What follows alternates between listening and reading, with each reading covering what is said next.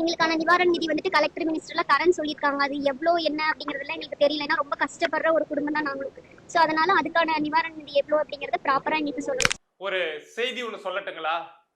இந்த விஷயத்தை பத்தி காலையிலேயே பேசி இருக்கணும். பட் பேச முடியல. ஏன் பேச முடியல அப்படிங்கிறத சொல்லிடுறேன். கோவை பக்கத்துல சூலூர்ல ஒரு சிறுமி 10 வயது சிறுமி வந்து ரொம்ப கொடூரமான அதை பத்தி நான் சொல்ல முடியலன்னு வைங்களேன். 2 கைகள் உடைக்கப்பட்டு, கால்கள் உடைக்கப்பட்டு, கழுத்து நெரிக்கப்பட்டு கொலை செய்யப்பட்டாங்க. அந்த விஷயம் எல்லாமே நீங்க கேள்விப்பட்டிருப்பீங்க. பட் அது சம்பந்தமா எனக்கு வந்து சூலூர் பக்கத்துல இருந்து நிறைய சப்ஸ்கிரைபர்ஸ் வந்து கால் பண்ணாங்க. கால் பண்ணி அந்த விஷயம் சம்பந்தமா நிறைய தகவலை சொன்னாங்க. சொன்ன உடனே என்னால கேட்டுட்டு அந்த தகவல்ல இருந்து வெளியில வரவே முடியல. உடனடியா உங்கள்கிட்ட வந்து பேசலாம் அப்படின்னு பார்த்தா அவங்க சொன்னது வந்து ரொம்ப பெரிய தகவல். நாம வந்து அதை கன்ஃபார்ம் பண்ணாம ஒரு கிராஸ் வெரிஃபிகேஷன் பண்ணாம அதை வந்து பேச முடியாது அப்படிங்கிற சூழல்ல காலையிலேருந்து இந்த விஷயத்தை எப்படி உறுதி செய்யறது, என்ன நடந்திருக்கு அப்படின்னு அதை தெரிஞ்சுக்கிறதுக்காக ஒரு பெரிய போராட்டம் நடத்தி கடைசியா இது நடந்திருக்கு, இதுக்கு பின்னாடி வேற ஒரு விஷயம் இருக்கு அப்படிங்கிறது தெரிஞ்சதுக்கு அப்புறம் தான் இப்ப உங்க முன்னாடி வந்து பேசுறதுக்கு நான் உட்கார்றேன். எப்பொழுதுமே பாதிக்கப்பட்டவங்களை குத்தம் சொல்ற மனநிலை நமக்கு கிடையாது. பாதிக்கப்பட்டாங்கன்னா அவங்க பக்கம் நிக்கணும் அப்படிங்கிறது தான் தர்மம், நியாயம் அப்படின்னு நினைக்கக்கூடியதுல 100% நினைக்கக்கூடியதுல நானும் ஒருத்தன். ஆனா இந்த சம்பவத்துல அந்த சிறுமி 10 வயது சிறுமி வந்து இத மாதிரி பண்ணப்பட்டாங்கல்ல, கொலை செய்யப்பட்டிருக்காங்கல்ல, சோ அந்த சிறுமியோட அம்மா மேல ஒரு பெரிய குற்றச்சாட்டு அப்படிங்கிறது வைக்கப்படுறாங்க. இத காவல்துறையுமே கண்டுபிடிச்சிட்டாங்க. பட் நமக்கு கிடைச்ச தகவல் என்ன, யார் யார் என்ன சொன்னாங்க அப்படிங்கிற விஷயத்த உங்கள்கிட்ட சொல்லிடுறேன். இந்த சிறுமியோட குடும்பம் அப்படிங்கிறது இப்ப சம்பவம் நடந்தது கோவை சூலூர் பக்கத்துல. ஆனா அவங்க சொந்த ஊர் அப்படின்னு பார்த்தோம்னா மேட்டூர் பக்கத்துல குளத்தூர் மணி அப்படின்லாம் சொல்லுவோம்ல. சோ அவங்க இருக்கக்கூடிய அந்த அந்த இடத்துக்கு பக்கத்துல இருக்கக்கூடிய ஒரு கிராமம். இங்க வந்து வேலை செஞ்சு பிழைக்கிறதுக்காக வந்திருக்காங்க.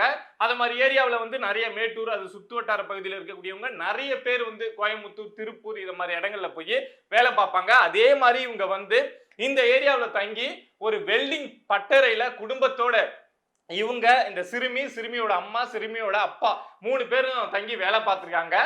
அங்க இந்த சிறுமியோட அம்மா வந்ததுக்கு அப்புறம் அவங்களுடைய நடவடிக்கையில பழக்க வழக்கங்கள்ல நிறைய மாற்றங்கள் அப்படிங்கிறது ஏற்பட்டிருக்கு. எதை மாதிரி சொல்றாங்க அப்படின்னா, இல்லீகல் அஃபேர் வச்சுக்கிறது. ஊரை விட்டு வெளியில வந்துட்டோம், கணவன் கொஞ்சம் டம்மியா இருக்கான், சோ அவனை ஏமாத்திட்டு நம்ம என்ன வேணா பண்ணிக்கலாம் அப்படின்னு சொல்லிட்டு இல்லீகல் அஃபேர் வச்சுக்கிறது அப்படிங்கறத பண்ணிருக்காங்க அப்படிங்கிற குற்றச்சாட்டு வைக்கப்படுது. ஒரு அம்மா இல்லீகல் அஃபேர்ல இருக்காங்க, போதை பழக்க வழக்கத்துல இருக்காங்க அப்படின்னா அவங்க கூட பழகக்கூடிய அந்த பொறுக்கிகள், அந்த அந்த அம்மாவுக்கு ஒரு சிறுமி இருக்காங்க, ஒரு குழந்தை இருக்காங்க, 10 வயசுல இருக்காங்க அப்படின்னா அவங்கள வந்து என்ன தன்னுடைய குழந்தையாவ பார்ப்பான், அவங்களையும் ஒரு அந்த குழந்தையவும் ஒரு போதை பொருளா தானே பார்ப்பான், ஒரு ஆபாச பொருளா தானே பார்ப்பான். சோ அப்படி இப்ப இந்த சிறுமி சிதைக்கப்பட்டதுக்கு இத மாதிரியான ஒரு காரணங்கள் இருப்பதற்கான வாய்ப்பு உண்டு. இந்த 2 பேரை கைது பண்ணிருக்காங்க, கார்த்திக், மோகன்ராஜ் அப்படின்னு. அவனுங்க வந்து இத தற்செயலா செய்யல. இந்த அம்மா கூட அவனுங்க 2 பேருக்கும் ஏதோ ஒரு பழக்க வழக்கம் போதை வழியாவோ இல்ல வேற வழியாவோ இருந்திருக்கு. சோ அந்த அடிப்படையில இந்த சிறுமியோட அறிமுகம் அவனுங்களுக்கு கிடைச்சி இத அவனுங்க செஞ்சிட்டாங்க அப்படிங்கிறது தான் குற்றச்சாட்டு. கணவருக்கும் இவங்களுக்கும் சண்டை ரொம்ப நாளா, கிட்டத்தட்ட ஒரு 2-3 வருஷமா கணவருக்கும் மனைவிக்கும் சண்டை. இத மாதிரி ஒரு மனைவி இருந்தா போதை பொருள் போட்டுக்கிட்டு எவன் கூடயாவது போய் தூங்கிக்கிட்டு இருந்தா சண்டை வரும்ல. சோ அப்படி சண்டை போட்டுட்டு கணவர் வந்து அவரு சொந்த ஊரு, 2 பேருமே இந்த மேட்டூர் பக்கத்துலதான், அங்க போயிட்டாரு. பட் அப்பப்போ அங்க இருக்கவங்க எல்லாம் சரி வேற வழி இல்ல, என்னடா பண்றது, கட்டியாச்சுரா காலத்தை ஓட்டுறா அப்படிங்கிற மாதிரி ஒரு சமாதானத்துல அப்பப்ப சண்டை போடுவாங்க, அப்பப்ப பிரிஞ்சு இருப்பாங்க அப்படிங்கிற மாதிரி ஓடி இருக்கு. சோ இந்த சூழல்ல இப்ப ரீசெண்டா ஒரு 2 மாசத்துக்கு முன்னாடி வந்து அந்த கணவருடைய அந்த ஊருக்கு வந்து இந்த அம்மா வந்து அந்த ஊர்ல ஏதோ ஃபங்க்ஷன் அப்படின்ட்டு சொல்லிட்டு போயிருக்காங்க. அங்கவே டவுன்ல இருக்கு இந்த அம்மா, அங்க எல்லாமே கிராமம், மொட்டை கிராமம். இந்த அம்மா வந்து டவுன்ல கோவை மாதிரி ஒரு இடத்துல தங்கி இருக்கு. இங்க கஞ்சா அடிக்க ஆரம்பிச்சிருச்சு, கண்டவன் கூட பழக்கம் இருக்கு அப்படிங்கிறப்போ அதோட ட்ரெஸ்ஸிங் எப்படி இருக்கும், அதோட லிப்ஸ்டிக் எப்படி இருக்கும், அதோட ஹேர் ஸ்டைல் எப்படி இருக்கும் அப்படின்னு நமக்கு தெரியும்ல. சோ அதே மாதிரியே அந்த சிறுமியோட அம்மா வந்து அவங்க போயிட்டு கணவருடைய சொந்த ஊர்லயும் அப்படி இப்படின்னு கெத்து காட்டிக்கிட்டு இருந்திருக்கு. இது இல்லாம அங்க சுத்துனப்பவே இது வந்து அத மாதிரி அப்படியே ஒரு மாதிரி கஞ்சா போதையில தான் சுத்துச்சு அப்படிங்கிற குற்றச்சாட்டை அப்பவே அந்த ஊர் மக்கள் சொல்லியிருக்காங்க. சோ இந்த தகவல் எல்லாமே காவல்துறை வந்து உடனடியா வேகமா விசாரிச்சு நமக்கே இவ்வளவு சந்தேகம் வரப்போ, நம்ம சேனலுக்கே இவ்வளவு பேர் போன் பண்ணி இவ்வளவு சப்ஸ்கிரைபர்ஸ் வந்து இவ்வளவு விஷயங்களை சொல்றப்போ காவல்துறைக்கு எவ்வளவு பேர் அந்த ஊர் மக்களே போன் பண்ணி சொல்லியிருப்பாங்க. அந்த சிறுமிய நேசிச்சு அந்த ஊர்ல எத்தனை பேர் இருந்திருப்பாங்க. அவங்க போன் பண்ணி அவங்க அம்மாவை ஃபர்ஸ்ட் விசாரிங்க, இத மாதிரி விஷயங்கள்லாம் இருக்குங்கன்னு சொல்லியிருப்பாங்கல்ல. சோ அந்த அடிப்படையில காவல்துறை விசாரிச்சு இப்போ அந்த சிறுமியோட அம்மாவை வந்து அவங்களை கட்டுப்பாட்டுல வச்சு விசாரணை அப்படிங்கிறது போயிட்டு இருக்கு. சொல்ல போனா எந்த அளவுக்கு தீவிரமா வெளியே தெரியாம இந்த விசாரணை நடக்குது அப்படின்னா, அந்த சிறுமியை சொந்த ஊர்ல கொண்டு போயிட்டு அடக்கம் செஞ்சுட்டாங்க, எரிச்சிட்டாங்க. ஆனா அந்த இறுதி சடங்குல கூட அந்த அம்மாவை காவல்துறை வந்து கொண்டு வரல. பொதுவா தெரியும், ஒரு சிறுமி இறந்துட்டாங்கன்னா அங்க முக்கியமா யாரு இருப்பாங்கன்னா அவங்க அம்மா. ஆனா அந்த இறுதி சடங்குல கூட அவங்க அம்மா வரல, அவங்க அப்பா தான் அங்க இருந்து எல்லாமே பண்ணிருக்காங்க. தான் தப்பான வழியில போனா, ஒரு பெண் தப்பான வழியில போனா நம்மளுடைய பிள்ளைங்களும் தப்பான வழியில தான் போவாங்க. தன்னுடைய பிள்ளைங்களுக்கு எதிர்காலம் இருக்காது அப்படின்னு காலங்காலமா நான் ஆணுக்கு சப்போர்ட் பண்றது கிடையாது. ஆண் எப்படியோ கெட்டு போனா வீணா போனான்னா அது அவனோட போச்சு. ஆனா ஒரு பெண் கெட்டு போனா அந்த பரம்பரையே போச்சு, அந்த தலைமுறையே போச்சு அப்படின்னு சொல்லுவாங்க. அது காலங்காலமா நம்ம பெண்களுக்கு சொல்லப்படக்கூடிய விஷயம் தான். பட் அப்படி சொல்லப்பட்டும் நிறைய பேர் திருந்துற மாதிரி தெரியல. சோ இந்த லேடி செஞ்ச தவறால தான் இந்த சிறுமியோட உயிர் போயிருக்கு. அந்த பொறுக்கி பசங்களை இங்கேயே சுட்டு போட்டிருக்கலாம். நான் அவங்களுக்கு வக்காலத்து வாங்குறேன் அப்படின்னு நினைச்சுக்காதீங்க. அவனுங்களை இங்கேயே சுட்டு போட்டிருக்கலாம். என்னப்பா சுடுறதுக்கு நம்ம சட்டம் இடம் கொடுக்காது அப்படின்னா, இப்ப சட்டம் மட்டும் இந்த சிறுமியை இதை மாதிரி பண்றதுக்கு அவனுக்கு இடம் கொடுத்துதா என்ன? இப்ப அவனுங்க செய்யறானுங்களா, சட்டத்தை மீறி அவனுங்க செய்யறாங்க அப்படிங்கிறப்போ 2 பேரை அப்படியே வச்சு சுட்டுட்டு, நடு ரோட்ல வச்சு சுட்டுட்டு, இத மாதிரி நடந்துருச்சு. காவல்துறை என்கவுண்டர் பண்ணிட்டாங்க. என்ன நடவடிக்கையோ அதை தமிழக அரசு எதிர்கொள்ளுங்க. மத்திய அரசு என்ன நடவடிக்கை இதுக்கு எதிராக கொண்டு வந்தாலும், இந்த மனித உரிமை ஆணையம் என்ன எது வந்தாலும் நாங்க ஃபேஸ் பண்றோம் அப்படின்னு சொல்லியிருந்தாங்கன்னா நான் உண்மையாலுமே வரவேற்பேன். நான் அவனுங்களுக்கு வக்காத்து வாங்குறேன் அப்படின்னு நினைச்சுக்காதீங்க. சட்டத்தை மீறி இவனுங்களை சுட்டு இருந்தா கூட அது சரின்னு அப்படின்னு தான் சொல்லுவேன். ஏன்னா அவனுங்க பண்ணது ஒன்றும் சட்டப்படி ஒன்றும் பண்ணல. அந்த சிறுமியை அவங்க எந்த அளவுக்கு கொடூரம் பண்ணியிருக்கானுங்க அப்படிங்கிற விஷயத்த நான் சொன்னேன் அப்படின்னா உங்களுக்கே அவ்வளவு கோபம் வரும். பட் நம்ம அதை வந்து வீடியோலலாம் சொல்ல முடியாது, அந்த இமேஜ்லாம் காட்ட முடியாது. அந்த அளவுக்கு ஒரு 10 வயது சிறுமிய ஆட்சி மாறிச்சு, காட்சிகள் மாறல அப்படின்னு சொல்லுவாங்கல்ல. அதிமுக திமுக மாத்தி மாத்தி ஆட்சி பண்றப்போ இந்த வசனம் அப்படிங்கிறத அடிக்கடி தமிழ்நாட்டு மக்கள் சொல்லுவாங்க. சோ இந்த சட்ட ஒழுங்கு பிரச்சனையிலையும் அதே தான் நடந்திருக்கு. ஆட்சி மாறி இருக்கு, ஆனா காட்சிகள் மாறல. திமுக ஆட்சியில எந்த அளவுக்கு விஷயங்கள் இத மாதிரி சிறுமிகளுக்கு எதிராக, பெண்களுக்கு எதிரான இந்த குற்றங்கள் நடந்ததோ அதுதான் இப்போ இந்த தாவேகா அரசுலயும் நடந்துட்டு இருக்கு. நான் ஏற்கனவே சொல்லியிருக்கேன், நான் சொல்றதுனால யாரும் கோச்சிக்க வேணாம். நான் ஏற்கனவே சொல்லியிருக்கேன், இந்த தாவேகா அரசு வந்து இந்த மின்வெட்டு பிரச்சனையில கொஞ்சம் டைம் கொடுங்க, இல்ல வந்து வேற ஏதாவது இந்த பத்திரப்பதிவு துறையில பிரச்சனை போகுது அதுல கொஞ்சம் டைம் கொடுங்க, இந்த மது விலக்கு டாஸ்மார்க் மூடுறதுக்கு எங்களுக்கு கொஞ்சம் டைம் தேவைப்படுது அதுக்கு கொஞ்சம் டைம் கொடுங்க, இந்த 2000 ரூபாய் பணம் கொடுக்குறோம்னு சொன்னோமே அதுக்கு கொஞ்சம் டைம் தேவைப்படுது அதுக்கு கொஞ்சம் டைம் கொடுங்க, இந்த 6 சிலிண்டர் கொடுக்குறோம்னு சொன்னோமே அதுக்கு கொஞ்சம் டைம் தேவைப்படுது டைம் கொடுங்க அப்படின்னு சொன்னா தமிழ்நாட்டு மக்கள் கொடுத்துருவாங்க, அதை ஏத்துப்பாங்க.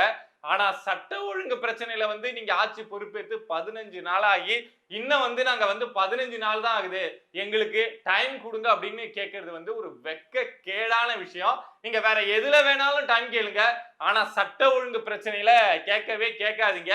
தயவு செஞ்சு எதுல வேணாலும் காரணம் சொல்லுங்க. இந்த சட்ட ஒழுங்கு பிரச்சனையில பெண்களுக்கு எதிரான இத மாதிரி துன்புறுத்தல்கள்ல தமிழ்நாடு அரசு தயவு செஞ்சு காரணம் சொல்லாதீங்க. இங்க ஒவ்வொரு வீட்லயும் பெண் பிள்ளைகள், சிறுமிகள் இருந்துகிட்டு தான் இருக்காங்க. திமுக ஆட்சியில அவ்வளவு கொடூரங்கள் நடந்தது. 2.5 வயசு சிறுமியில இருந்து 65 வயது ஆயா வரைக்கும் இத மாதிரி பண்ணப்பட்டாங்க அப்படின்னு சொல்லி ஒரு மாற்றத்தை தேடிதான் உங்க பக்கம் மக்கள் வந்திருக்காங்க. சோ உங்களை மாற்றம்னு நம்பிதான் வாக்கு செலுத்தி இருக்காங்க. இத மாதிரி இன்னொரு சம்பவம் நடக்க விடாம தயவு செஞ்சு தடுத்து நிறுத்துங்க. அதே மாதிரி இந்த தாவேகா அமைச்சர்களுக்கும் இந்த தமிழ்நாட்டு அதிகாரிகளுக்கும் ஒரு பெரிய வேண்டுகோள். நம்ம கோவை ஐஜி ரம்யா இருக்காங்க இல்லையா, ஐயோ எனக்கு அதெல்லாம் பார்த்ததுல இருந்து அவ்வளவு வயித்தெரிச்சலுங்க. நமக்கு ஒரு விஷயம் இருக்குல்ல, பிடிச்சிருக்கா பிடிக்கலையோ, சாவு வீட்டுக்கு போனா மூஞ்ச சோகமா வச்சுக்கணும், கல்யாண வீட்டுக்கு போனா மூஞ்ச சிரிச்சிட்டு வச்சுக்கணும். நமக்கு 1000 பிரச்சனை இருக்கலாம், 1000 இருக்கலாம், ஆனா ஒரு சிவிக் சென்ஸ்ன்னு இருக்குல்ல, எந்த இடத்த எப்படி நடந்துக்கணும்னு இருக்குல்ல.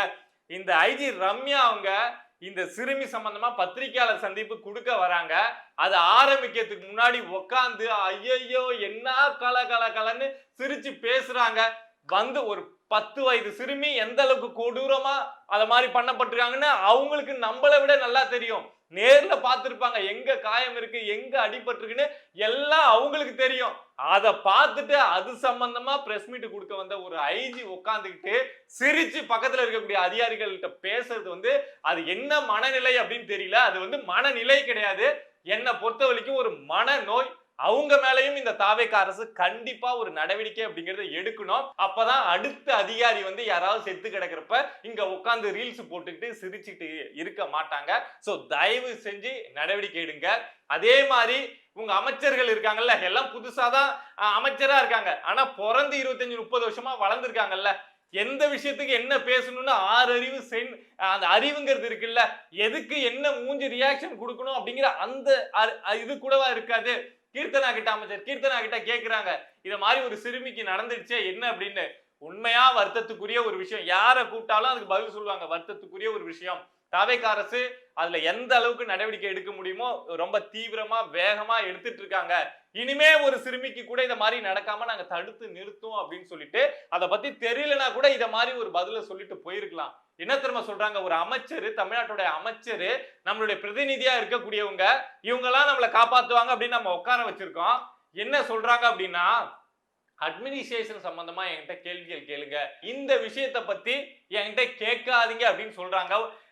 சொல்றேன்னு தப்பா நினைக்காதீங்க, உங்க வீட்டுல உங்க சொந்தக்காரங்க வீட்டுல ஒரு சிறுமி போயிருந்தா இப்படிதான் பதில் சொல்லுவீங்களா? இத மாதிரி ஒரு பதில் சொல்றதுக்கு ஒரு அமைச்சர் வந்து வெக்கப்படணும், அசிங்கப்படணும். நம்ம வழக்கமா சொல்றதுதான், ஒரு விஷயம் நடந்ததுக்கு அப்புறம் மக்கள் எதிர்பார்க்கிறது என்ன அப்படின்னா, அந்த தவறு செஞ்சவன் கடுமையா தண்டிக்கப்படணும், மக்களுக்கு தெரியற மாதிரி தண்டிக்கப்படணும் அப்படிங்கிறது முதல் விஷயம். ஏன்னா அப்பதான் திரும்ப அடுத்த குற்றம் அப்படிங்கிறது நடக்காது. அடுத்த விஷயம், இந்த அரசு கிட்ட இருந்து மக்கள் என்ன எதிர்பார்ப்பாங்க அப்படின்னா, இனிமேல் இத மாதிரி ஒரு சம்பவம் கூட நடக்காது, அதுக்கு இந்த அரசு உறுதி அளிக்குது. நடந்தது அப்படின்னா இந்த அரசை பார்த்து நீங்க என்ன கேள்வி வேணாலும் கேளுங்க அப்படின்னு இந்த அரசே அந்த விஷயத்தை பத்தி ஓப்பனா பேசணும் அப்படின்னு நினைப்பாங்க. சோ இன்னும் இந்த அரசு சைட்ல இருந்து ஒரு தெளிவான விளக்கம் அப்படிங்கிறது வரல. இன்னும் யாரும் வந்து இன்னொரு சம்பவம் இத மாதிரி நடக்காது அப்படின்னு உறுதியா இங்க சொல்லல. அதை ஃபர்ஸ்ட் சொல்லுங்க.